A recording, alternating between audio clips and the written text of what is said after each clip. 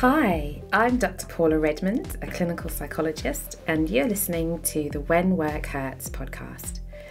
On this show, I want to explore the stories behind the statistics of the mental health crisis facing healthcare professionals today, and to provide hope for a way out through compassion, connection, and creativity. Join me as I talk to inspiring clinicians and thought leaders in healthcare about their unique insights, and learn how we can support ourselves and each other when work hurts.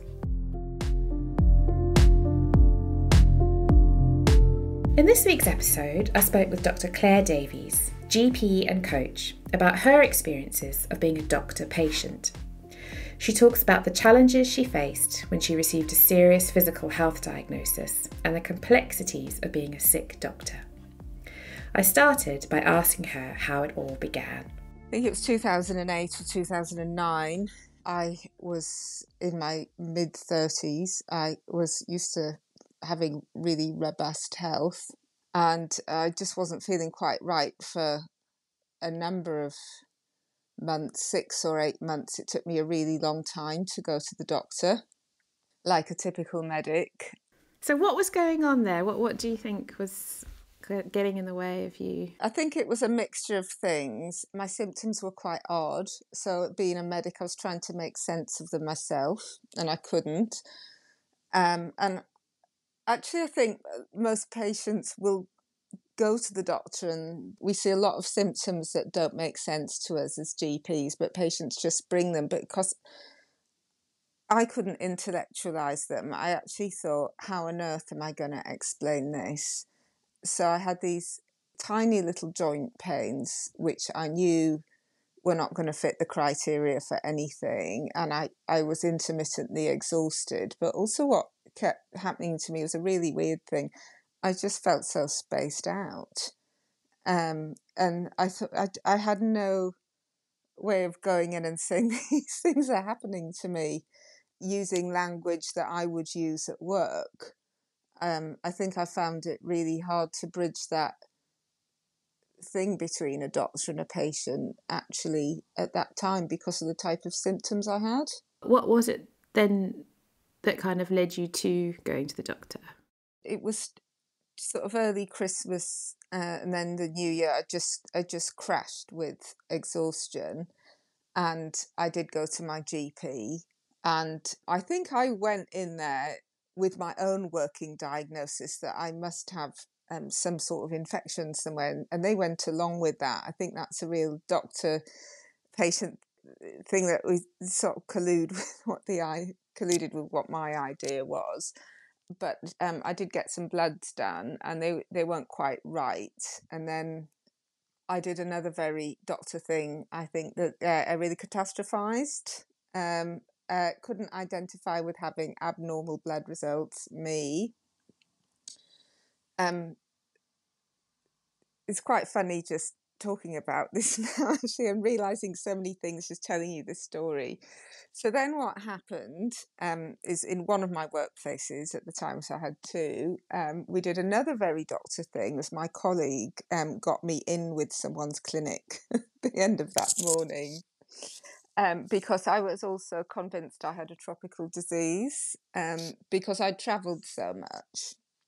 I'd been in some quite crazy places. So I'd been about 18 months before I'd been in Mali in the desert. And I thought I'd pick something lingering from there. And tropical diseases were one of my interests. So I'd given myself a tropical disease. So I ended up there. And the doctor was very nice, but he ran all the tropical disease things. But one thing he wondered about was autoimmune disease. And in my mind, I was absolutely, no, that is not me. That is not, I must have a tropical disease. I think I was determined to have a tropical disease. I sort of thought I was Kate Adie, who ended up on the tropical medicine unit once with a rare hemorrhagic fever. So that was probably who I wanted to be. And is that because there's something a little bit, I don't know if this is the right word, but kind of glamorous? Yes, I think so. But also, a lot of them are kind of eminently treatable. So I think there was also a hope pinned to that. And so I had my bloods done and a chest x-ray and had a little bit of time off work and went back for my results. And the doctor he just looked really serious. He said, "It looks like you've got lupus." And I could not believe it at that moment. I actually did not accept it. And I went out, and I remember sitting in a cafe near the hospital, and my husband's not medical, and I was trying to tell him about what this thing is, and I felt like it was a disaster, because all I could think of was all the times I'd seen in hospital patients with lupus, and I'd seen a lot of young women who'd had really severe strokes, and I just thought, oh my God, that is what's going to happen to me. So I was completely devastated because of my medical knowledge. I think some patients would have just taken that, so we'll just have to see what happens, or they might be really, really anxious. But I think my medical experience of that disease just like devastated me. And what was it like, the interaction with the doctor giving you that diagnosis? I think he was trying to be really kind and quite serious. I felt like as soon as we crossed into that diagnosis, I felt like something had changed. And I don't know now if that has come from my projections onto because something had changed about me, or, if you suddenly have a serious diagnosis that something changes in your colleagues. Because for me, it felt like really crossing over to the other side of something. You're suddenly not invincible. And how did that evolve then? You kind of coming to terms with the diagnosis, or whether you did, or? Well, I didn't come to terms with the diagnosis for a very, very long time. So this isn't exactly answering your question, but what happened to me is, I got sort of put through quickly to see the, really top person. And he said, yes, that's the diagnosis. And he said, you'll be, you should be better very quickly. He was very, very positive about it. And he said you could, feel better in a month or two. And this was going on, and then my blood test said I was in remission, and it was going on. And 6 or 9 months later, and I said that there's something still not right with me. And I realised I had a lot of digestive symptoms, and I pushed for another referral. Actually, luckily, we had private health insurance, and this is a whole other story, but eventually something else was found wrong with me. So I had 2 diagnoses. So I had small bowel bacterial overgrowth as well, and that proved really, really difficult to manage. It took about 4 or 5 years to get on top of that. So I spent the whole time feeling ill, and during that time I hadn't come to terms with anything. So 2 quite big diagnoses at the same time. Yeah. So how did that impact your identity, do you think, having that? So it was interesting that for some reason these 2 diagnoses did not match my identity. So I consider myself quite a plain speaking, logical person. I'm from Yorkshire. I say what I think. So I think I would have managed much better if I had a disease that behaved, or diseases that behave more logically and predictably. So lupus is notorious for being unpredictable, and small bowel bacterial overgrowth was really difficult to manage. That was actually the really difficult thing to manage. So I could not match the whole thing, that I had unpredictable, difficult to manage diseases. I would have expected something linear and logical, hence a tropical disease. I've never heard anyone who's a doctor-patient describe it in that way, that more think maybe unique to me, but I definitely had a big identity thing going on there, that I had the wrong diseases. And what was it like working during that time? Quite rubbish, really. I think just how tired I was. And there was immense pressure I put on myself to be in work, partly because being back at work meant being myself again. So it was like a marker for myself that if I was in work, I would be okay. But I think the emotional labour that we do as medicine is very tiring, and very often I would be seeing patients that I really got the impression they were not feeling as bad as I did. And how about how things were with your colleagues? Did you let them know? Yes, I did say what was going on for me because I needed the time off. I think I painted a picture that I was doing better than I was. I have a feeling, just generally talking with colleagues, that people don't know what to say. Still now, in this time, if I mention it, I think people don't seem to know how to react to it. And it's funny, I was talking about this with someone this weekend who'd had an operation and recovered, and it seemed absolutely fine to talk to colleagues about it, as if it was something sort of straightforward where people were expected to recover. That was a lot easier to talk about with people.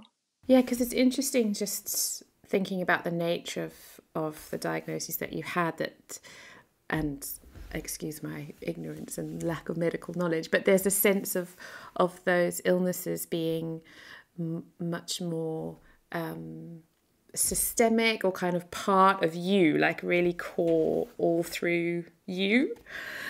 Whereas, if you've got something that, like you said, is a foreign thing, like a tropical disease, that's something that's come to reside in you and can be taken out, that's clearer, simpler, less entangled up with you as a person, whereas these kind of illnesses are less discreet from you as a person. Yeah, I think it's that it has to integrate into your whole being, and I will say it absolutely has integrated into my whole being. Absolutely. I had a colleague who was very, very, very active and had a heart attack with no obvious reason, and he was really helpful.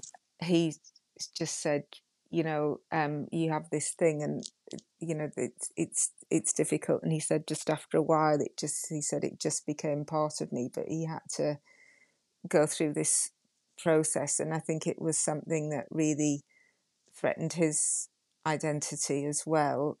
He went and did far too much after his heart attack and blocked up his own stent quite quickly after his heart attack. And I completely see why he did that, because he was quite like me, like quite an adventurer. But I think because he felt well after he all got sorted out, it integrated with him much quicker. It took him a couple of months, whereas I was just going on with this thing for years. And how have you managed to come to that place of feeling more integrated with it? Well, that's a good question. I think I went through a process of deciding that I had to find the meaning in my own life every day, no matter how good or bad I was feeling. I actually found a couple of patients quite helpful with the same diagnosis. So sometimes you can see a patient and they're doing really badly and it's awful, it's quite traumatizing. But also saw a number of patients who are doing really well. And I was just like, Claire, these patients are living their lives. You've got to learn from that. And I also believe that, your own growth comes often from challenge. And I think actually changing the way I was thinking about the whole thing made a really big difference. And actually, once I changed the way I was thinking about the whole thing, that a lot of the symptoms got a lot better, and then that made it a lot easier. And what was it that shifted in your thinking? I think there must have been an acceptance about my identity. There was definitely something where I just started to look for more meaning and enjoyment in every day as a way of changing my thinking. I had to stop reading about it. That had been a problem. that definitely made a big difference to me. I remember when I was first diagnosed, because I was such an adventurer and traveller, that there was this. I was really devastated that I was told that going in strong sunlight could trigger a flare up. So that was a bit of it was a complete nightmare for me. And I remember kind of vowing that I was going to get over this. But it's a sort of thing about having a battle against your disease. And I think for me, that was the wrong term, to stop battling against the disease, to sort of live with alongside the issues.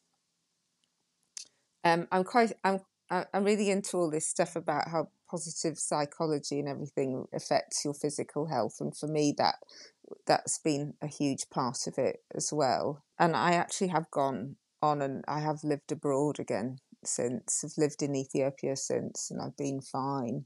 I have actually done a lot.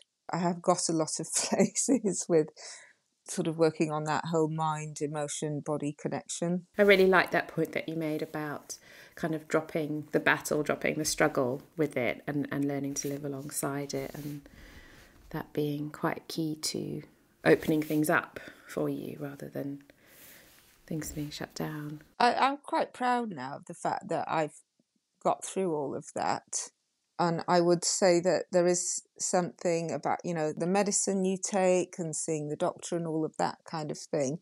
But I also did a lot of things for myself, and probably too much being a doctor. But I do think you can do an awful lot of things to look after yourself and get the best for your health. And I really think that's important as well. Because I guess there's a sense of, when you talked about that moment of receiving the initial lupus diagnosis, and that sense of having crossed to the other side, that it's a bit like it's a kind of either or, like you're either a doctor or a patient, and then it's very difficult to as you said, integrate those two. And I wonder whether at this point you feel how you relate to that doctor identity, whether you feel that is still diminished by your physical health diagnoses or... Absolutely, not at all. I think the process of being a doctor patient, initially before we got into bad news territory, I was absolutely fascinated by being on the other side. It was really illuminating, and I've still learned an awful lot from the experience. I think now it's just amplifying as a person. You know what it's like, before you go into the doctor, that, you're thinking about what you're going to say, and, what it's like to be nervous about test results. You know what it's like to live, with persistent symptoms. I know what it's like to have struggles with your mental health because of all that.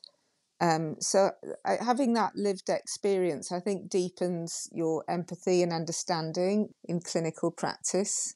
It's been really useful. I won't recommend it. It has been really useful to go through that. And I think it's taught me more about just sitting with a problem. It's something patients really appreciate, that you just sit with a problem, and it can take longer than you think it's going to. Yeah, I can imagine that must be very valuable to patients, that sense of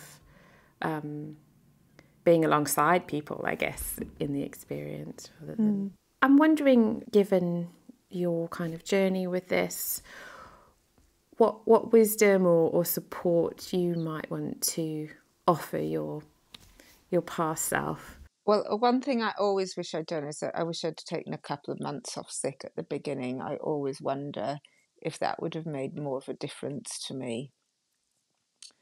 So I think generally for doctors, you take more time off and plan for more time off than you think you need. And what got in the way of you taking that time? Oh, that was completely self-imposed. Completely.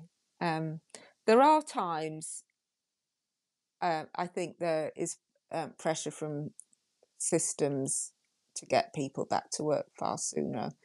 I have seen that play out. So it can be coming from your colleagues. I think with me, it was absolutely self-imposed.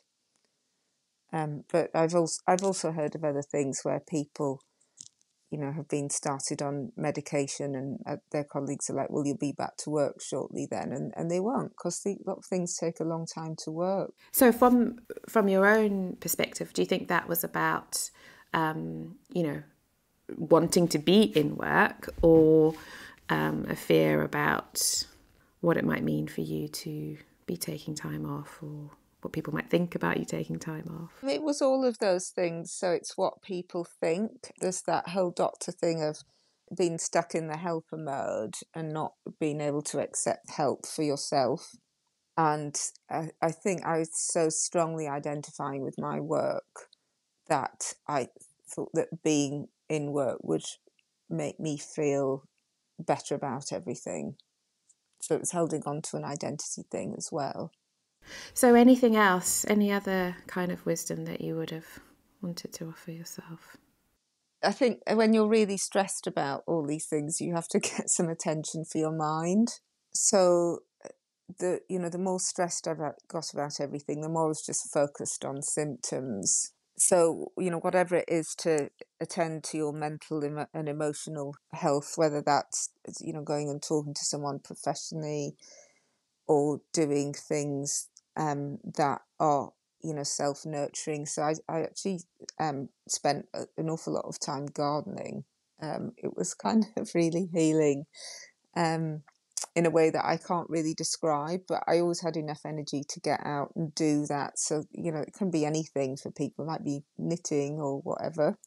I think having some support. So for one thing for me is I just found it really, really difficult to ask for help. Even though I was pushing for appointments and in somewhere for some help, I'd go in there and think, I just can't say what's wrong with me. I can't say how bad it is. And getting some support with that. And I have a really supportive husband who started coming along to appointments with me, partly to remember everything that's been said. Actually, you just can't remember everything doctors are saying to you. And also as a benchmark, like coming out going, was that okay? Was that reasonable? Or was that not reasonable? And I think a really, really strong thing for me was finding a doctor or doctors that can cope with doctors of patients. It is an art form. I found an amazing gastroenterologist in the end. Like he was brilliant because he could cope with the doctor side of me and go at the right level, but he could also sort of take charge when it was needed. I don't think that's in any manual anywhere how to do that. I have a really good GP who's used to me. Okay, yeah. So yeah, I think finding healthcare staff that are comfortable enough in their own skins to deal with doctors, because not everyone is, or not everyone knows. I still wonder when I've got doctor patients, or I know that they think that they've got this wrong with them, and I'm not sure. And am I confident enough in the diagnosis to tell them it's really not that? It's hard. Yeah. I do a lot of work, sort of therapy work with psychologists, and I find it, it's really challenging because that kind of, imposter syndrome looms very large if you, it's hard to kind of hold on to your professional authority in those situations. And that's really tricky because I guess you're trying to strike a balance between, respecting the other person's professional knowledge and wisdom, but also allowing them to let that go too, or needing to encourage them to let that go sometimes so that they can be looked after. Yeah, it's really difficult. And I think one of my bugbears at the time was I looked at some stuff on doctor patients, and the only things that were around at the time were really about mental health and addictions, which is an issue in itself, but there was nothing about how hard this was just to be a doctor patient. I don't know if there's anything more now. There's something on a website called The Joyful Doctor, about a course about how to be a doctor patient. It's run by a psychiatrist called Dr Caroline Walker. So for anyone listening who's struggling at this point, that might be something useful to look at. I haven't done it because I don't feel like it's something I need at this point in time, but it's certainly some help with how to how to be, how to ask, how to behave, when to push. There's a lot of stuff I've read about the way to be a doctor patient is to go in and just be very accepting and hand all your trust over to your colleagues. And I don't think it can work like that, because we know that things can go wrong, and we know a lot about that. So we are going to be alert to that when we go in, and we come in with a different knowledge level, and that just needs acknowledging. Even when we're totally wrong, I think that bit needs to be heard. My gastroenterologist, he had this way with him. He would be quite friendly. So that was when you went in, so it's a bit more like a peer thing. And then he would listen to me, so get listened to and empathise. And then I would probably come up with something I'd read. And he just always had superior knowledge that wasn't written anywhere, that he would then come up with and sort of tell me how it was, while taking into account my views. And it was just such a skillful way of kind of gently shutting down the doctor part of me. But, he did it so nicely. I loved it, actually. Just have nothing but praise for him. And I mean, my GP is great as well. I make sure I always see the same GP if I can. So yeah, it's a tough line to tread. And it's funny, isn't it? Because I guess there's an idea that being a doctor patient is something that might be quite rare. But I guess as a person living in a human body, it's going to be everyone at some point. And I guess there's varying degrees of what people might be carrying and going through. But it's funny that we still struggle with that identity dilemma is still really, or conflict, really strong. It's interesting when you say there must be a lot of doctor patients, because there must be, but I don't know of many or can think of any who are openly struggling with or managing successfully chronic diseases.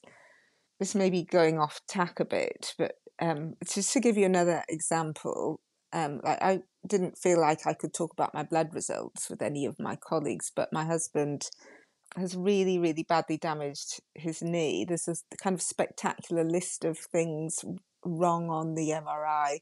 Everyone loves to talk about that and go, wow, you really wrecked your knee. That's amazing. But if I came up and said, oh, look at my autoantibodies, I'm sure that would shut everybody down. But the knee can be fixed, hopefully. And I wonder if there's something really functional about that identity divide, that in order to kind of do the work that you do, it's a kind of protective thing to have a sense of them and us in a way. That it's quite threatening to be confronted with an idea that you're just as vulnerable as the next person as a doctor. I agree with that. I've read things about that in order to do the work and witness the amount of suffering and what it is to live and breathe and die as a human, we need to be protective to some point. So trying to do the work while dealing with the other side of it is very difficult. I mean, one thing I heard was, the doctor that I'd been under for the lupus did a radio show, and I think these statistics are probably old, but he said, about 1 in 7 of his lupus patients were dead within 7 years. I really thought I was in such a state. I really thought, well, I'm going to die by the time I'm 45. I'm 51 now. Still, I can laugh now. Still going. But yeah, it's a huge thing to deal with, and you're often looking at a lot of really negative statistics. You don't see the people that are living well with their issues because they're out busy living well. So Claire, where are you at with this now? How are you kind of negotiating those identities now? You've talked about it feeling kind of integrated, and I actually just feel totally cool with the whole thing. It's fine. I'm really proud of having been through it. And I think it has been a huge learning experience. I found that actually once I'd been through that for such a long time, I actually grew as a doctor, that I was a lot more comfortable to sit with big stuff. So when I was quite a junior GP, if someone came in with a really big bereavement, you sort of felt, oh God, what am I going to say? And so now it's like, okay, you're bringing that in. That's, just comfortable to sit with that. So it made me a lot more settled at taking on big stuff, just in life in general, and about, if there are problems, then, you sometimes just don't know what's going to come up that will help you solve or change the course of that problem. So more accepting just of uncertainty in life. I feel quite proud of myself, of the things I've done to negotiate that and to have had that experience. Like now, I wouldn't change it now. I wouldn't. When I was working in the humanitarian sector, I worked with a big group of psychologists and psychotherapists who did assessments of people's fitness to go and work in war zones and so on. And one thing they always looked at was for adverse experience as a marker of people's growth and strengths and personal development. And until I was 35, I hadn't really had an adverse experience. I was extraordinarily privileged. Well, I've had one. I've had more than one now, but from a personal point of view, it's been really useful. But I say that in a position of like feeling really good. I feel normal, and I'm grateful every day for waking up and feeling normal. And does this experience inform the coaching work that you do? Last year, I coached someone who was a high-performance sports person, and they had an injury and they were in a wheelchair. And we coached on it. And she said, it's the first time anyone could speak to me about it. She said, even though she was in a wheelchair, no one could talk to them about it. And I think it was an identity thing for them. So if you're in a wheelchair as a doctor, we'd all be going, oh, look at, what have you done? Come on, what's on your x-ray? But she was going around in a wheelchair and no one would mention it because it was so part of her identity. So Claire, I know that, one of the new avenues that you've been exploring recently is coaching alongside being a GP. What's that been like for you? In a time of great difficulty in medicine in the pandemic, it's been really, really energising. I think part of my whole journey realised, the power of ourselves, helping people to come up with their own ideas, their own solutions, and see more than there is that's available to them, obviously, at that time. And coaching actually really helped me with my health. One thing coach did with me and my health, she said, I'm going to make you write down 100 reasons why you are grateful to have this illness.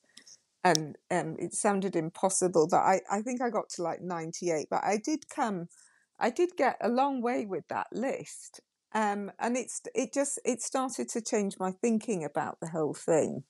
And in that coaching, I've got encouraged to do the things that make you nervous. Then you actually get your successes that way. So it's something that I really want to pass on. I think one of the challenges in medicine is that patients come to us in peril for whatever reason. So they bring a lot of negativity, and that is infectious, and we can get into that place really easily.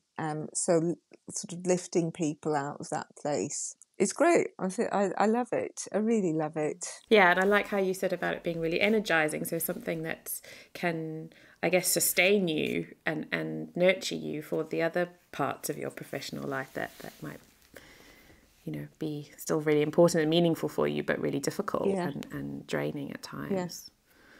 And it's useful with patients as well if it's the right moment, just to help people come up with their own solutions. And actually, one thing that's been really, really nice is notice things about patients that are positive and affirming of them. So noticing when they've tried really, really hard before they've come to the doctor, or even at patients that we find challenging, trying to think, actually, I've noticed you're really persistent here, or you've been really resilient and staying with this situation in your family. And you can hear that they're really moved by that. So it's a skill that you've been able to bring into your GP work to enhance that. Yeah, it's great. And actually that skill of just listening at a deep level, and sometimes asking permission to give advice, because we're there as doctors to tell people what to do with medically, and sometimes people don't necessarily want to be told what to do. I had quite a powerful moment when a patient was telling me all the things that had gone wrong on their hospital admission. And my normal reaction would be to listen to the story and say, well, actually, that sounds okay. And I acknowledge you're feeling really bad, but it sounds like the medical treatment was okay. At the end of it, I said, would it be helpful if I made a comment on your management during the admission? And she said, no, I just wanted to talk about it, but really thanks for listening. It was quite a powerful change. So Claire, if people want to kind of find out more about your coaching services and how they might be able to get in touch with you, what are the best ways to do that? Okay, so you can go on my website, www.clairelouisedavies.com. I'm also very active on LinkedIn. You can probably find me here and there on Paula's feed as well, or Claire at clairelouisedavies.com. I mainly coach doctors who are struggling professionally or looking to kickstart a new side hustle or career, or indeed if anyone has a health issues even, and they're struggling to be a doctor patient. Very happy just to have an informal chat about the process. Thank you for listening. If you enjoyed this episode and you'd like to help support the podcast, please do share it with others, post about it on social media, or leave a rating and review. I'd love to connect with you, so do come and find me on LinkedIn or Twitter. You can also sign up to my mailing list to keep up to date with future episodes and get useful psychology advice and tips straight to your inbox. All the links are in the show notes. Thanks again, and until next time, take good care.